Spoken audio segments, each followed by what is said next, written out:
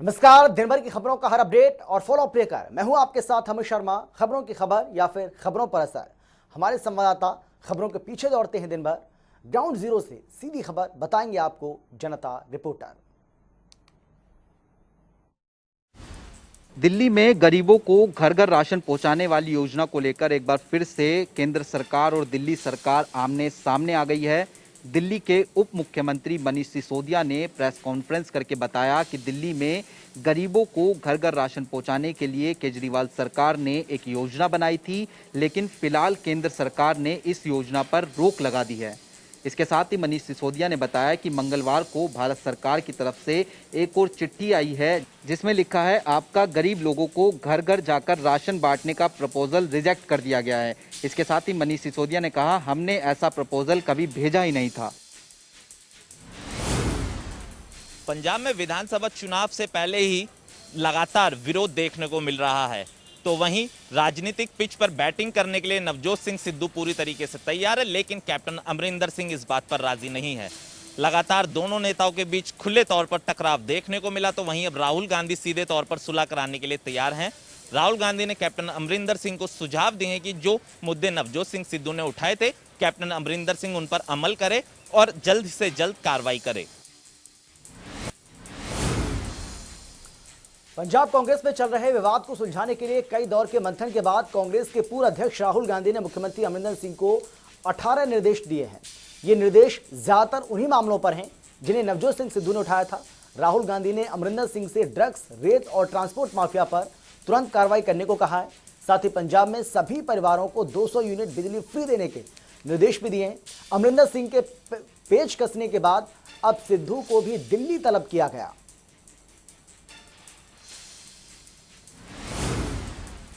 पंजाब कांग्रेस में लंबे समय से छिड़ी रार अब कैप्टन अमरिंदर सिंह के पक्ष में जाती दिख रही है।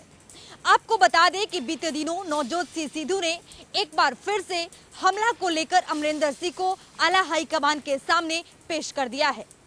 आपको बता दें कि आला हाईकमान के सामने 2022 के विधानसभा चुनाव को लेकर अमरिंदर सिंह को सहमति जताई गई है। वहीं आला कमान ने एक बार फिर से अमरिंदर सिंह को इस कमान का सेवा हाथ में दे दिया है।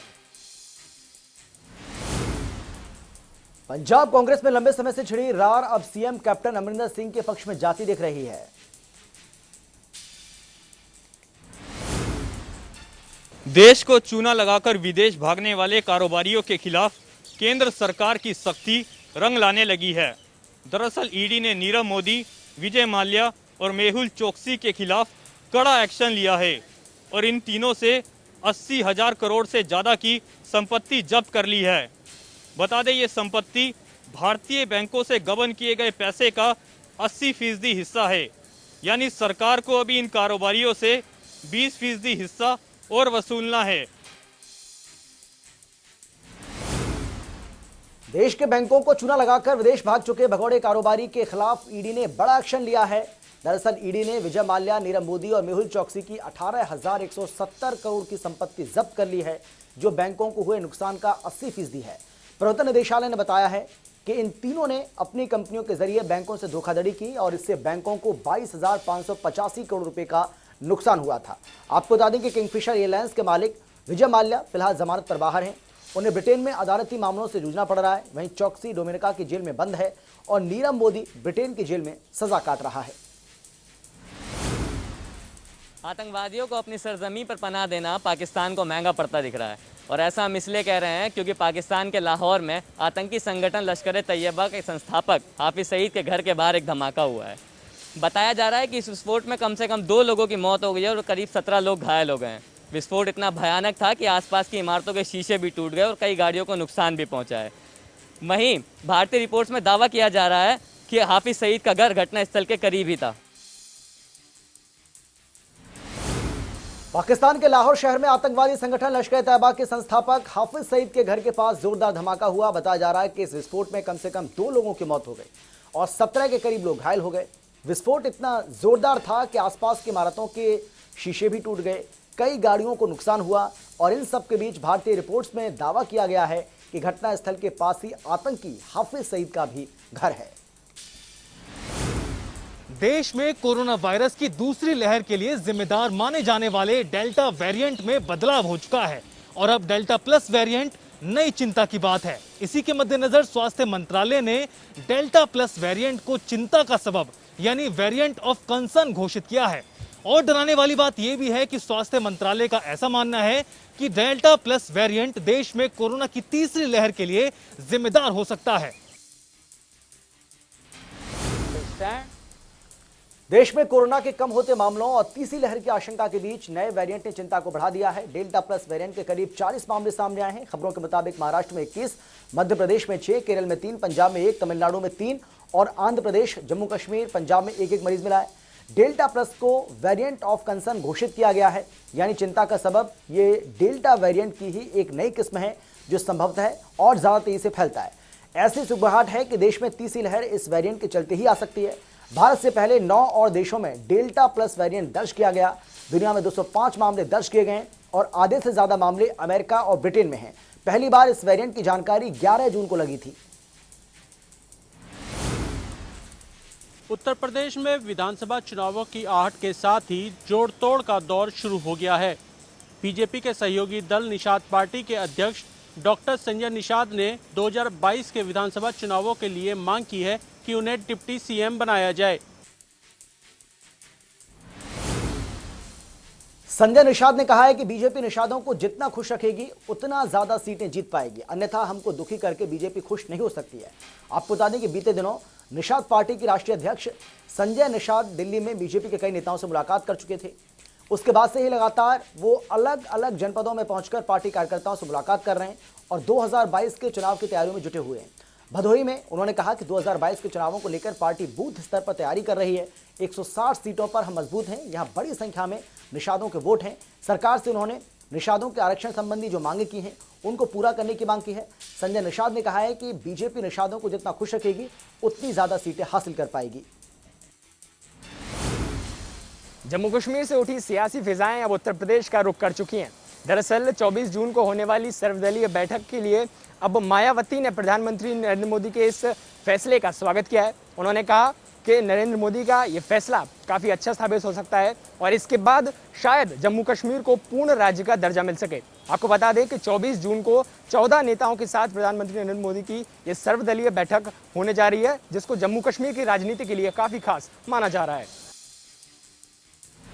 बसपा सुप्रीमो मायावती ने जम्मू कश्मीर को लेकर प्रधानमंत्री नरेंद्र मोदी की पहल की तारीफ की है। मायावती ने गुरुवार को प्रधानमंत्री नरेंद्र मोदी के साथ जम्मू कश्मीर के नेताओं की होने वाली बैठक का स्वागत किया और उम्मीद जताई कि इस बैठक में जम्मू कश्मीर को पूर्ण राज्य का दर्जा दिए जाने को लेकर कुछ ठोस पहल की जाएगी।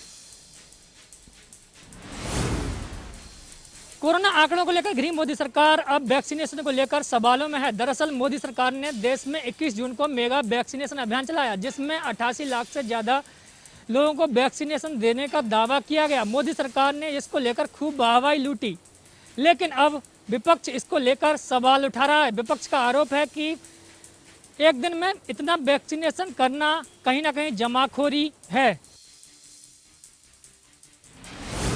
देश में सोमवार को रिकॉर्ड 88 लाख से ज्यादा वैक्सीन लगाई गई, तो वहीं दूसरे दिन ये रफ्तार सुस्त पड़ गई। दूसरे दिन यानी मंगलवार को महज 54 लाख के करीब लोगों को वैक्सीन डोज दी गई। इस पर अब विपक्ष सवाल उठा रहा है।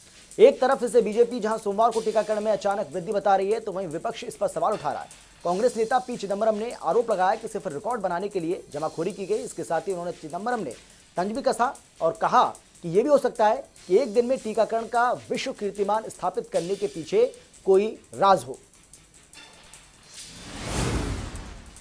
भारत ने कोरोना से जंग जीत ली है, ऐसा हम इसलिए कह रहे हैं क्योंकि पिछले कुछ दिनों में कोरोना के केसेस में भारी गिरावट नजर आई है। बीते 24 घंटों की बात करें तो 50,848 केसेस हमारे सामने आए, जिसमें 1358 लोगों ने अपनी जान गंवा दी। तो वहीं 68,000 से ज्यादा लोगों ने इस बीमारी को भारी मात दी है। भारत कोरोना से जंग जीत रहा है और ऐसा हम इसलिए कह रहे हैं क्योंकि देश में कोरोना के मामले लगातार कम हो रहे हैं। पिछले 24 घंटे की बात करें तो देश में 50,848 नए मामले सामने आए। 1,358 लोगों ने कोरोना से अपनी जान गंवा दी। 68,000 से ज्यादा लोगों ने पिछले 24 घंटे में कोरोना को मात दे दी। मेवात जिले में वैक्सीनेशन में अब लगातार तेजी देखने को मिल रही है। जिला उपायुक्त शक्ति सिंह ने इसे जन आंदोलन बनाने की बात कही है। उन्होंने कहा है कि मेवात जिले में ईद के बाद अब तेजी से लोग वैक्सीनेशन के लिए आगे आ रहे हैं और जिला प्रशासन गांव-गांव जाकर लोगों को वैक्सीनेशन के प्रति जागरूक करने का काम कर रहा है। सबसे खास बात यह है कि मेवात जिले में एक दिन में 5000 से अधिक लोगों ने वैक्सीन लगवाई है। कोरोना महामारी के बीच में पेट्रोल और डीजल के दामों में लगातार इजाफा हो रहा है, जिसने आम आदमी की कमर तोड़ के रख दी है। आपको बता दें कि केंद्र सरकार ने इनकम टैक्स से ज़्यादा फ्यूल टैक्स में कमाई की है। इस बार केंद्र सरकार ने फ्यूल टैक्स में 25% का मुनाफा कमाया है। कोरोना महामारी के बीच अब पेट्रोल डीजल के दामों में लगातार इजाफा हो रहा है, जिसने आम आदमी की कमर को तोड़ दिया है। लेकिन इस बीच अब केंद्र सरकार के पास इनकम टैक्स के जरिए ही पेट्रोल डीजल की बढ़ती कीमतों और ईंधन पर लगने वाले टैक्स से सरकार को 25% का मुनाफा हुआ है, जबकि इस दौरान महंगाई और लॉकडाउन आदि की वजह से पेट्रोल डीजल की बिक्री कम हुई। इस्लाम के नाम पर लोगों को बहलाने का खेल खेला जा रहा था। आपको याद होगा कि पिछले दिनों यूपी एटीएस ने 2 आरोपियों को गिरफ्तार किया था। इन आरोपियों का इंग्लैंड और पोलैंड तक कनेक्शन है। आपको बता दें कि ये आरोपी अब तक 1000 से ज़्यादा लोगों का धर्म परिवर्तन करवा चुके हैं।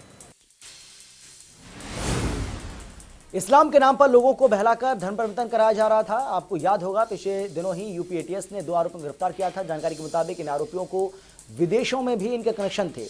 यूपी पुलिस के मुताबिक ये आरोपी 1000 से ज्यादा लोगों का धर्म परिवर्तन अब तक करवा चुके हैं। केंद्रीय रेल मंत्रालय द्वारा चंडीगढ़ पंचकुला रेलवे स्टेशन को विश्व स्तरीय बनाए जाने का फैसला लिया गया है। इसी दिशा में व्यवहारिक तौर पर क्या क्या दिक्कतें सामने आ सकती हैं, इसका मुआयना करने के लिए आज team Panchkula Chandigarh railway station पहुंची।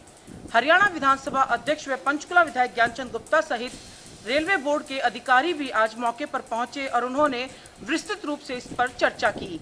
आपको बता दें कि अब पंचकुला चंडीगढ़ रेलवे स्टेशन को विश्व स्तरीय बनाया जाएगा। जिस तरह से चंडीगढ़ की तरफ से एंट्री है, वैसे ही पंचकुला के लोगों के लिए भी ये सौगात होगी कि पंचकुला की तरफ से भी रेलवे स्टेशन को उतना ही खूबसूरत और उतना ही सुविधाजनक बनाया जाएगा। साथ ही विधानसभा अध्यक्ष ज्ञानचंद गुप्ता ने साफ किया कि वो इस बात को लेकर अब रेल मंत्रालय में पत्र भी लिखेंगे। बाकायदा रेल मंत्री पीयूष गोयल को भी पत्र लिखकर उन्होंने ये मांग करने की बात कही है कि पंचकुला चंडीगढ़ रेलवे स्टेशन का नाम भी चंडीगढ़ पंचकुला रेलवे स्टेशन ही रखा जाए, क्योंकि ये हरियाणा की जमीन पर बना है और इस पे पंचकुला का भी उतना ही अधिकार है जितना कि चंडीगढ़ का है। फरीदाबाद के खोरी गांव के लोगों को इन दिनों दोहरी मार का सामना करना पड़ रहा है।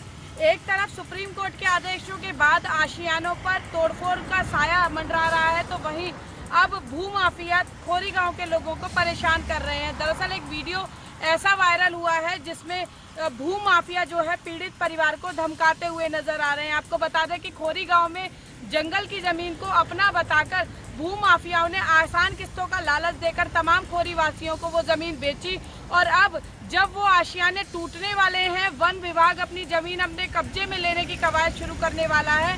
तो ऐसे में अब भूमाफिया लोगों पर दबाव बना रहे हैं उन किस्तों को एकमुश्त चुकाने का। बड़ा सवाल खड़ा हो रहा है कि तमाम जो है कवायद चल रही है अवैध निर्माणकर्ताओं के खिलाफ कार्रवाई करने की, साथ में उन भूमाफियाओं पर कार्रवाई करने की जिन्होंने गरीब लोगों को बरगलाकर सरकारी जमीन इस तरह से बेच दी।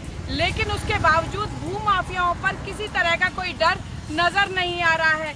अब पुलिस प्रशासन की नजर उन भूमाफियाओं पर है जो खोरी के लोगों को इस तरह से धमकाकर उनसे वसूली के लिए दबाव बना रहे हैं।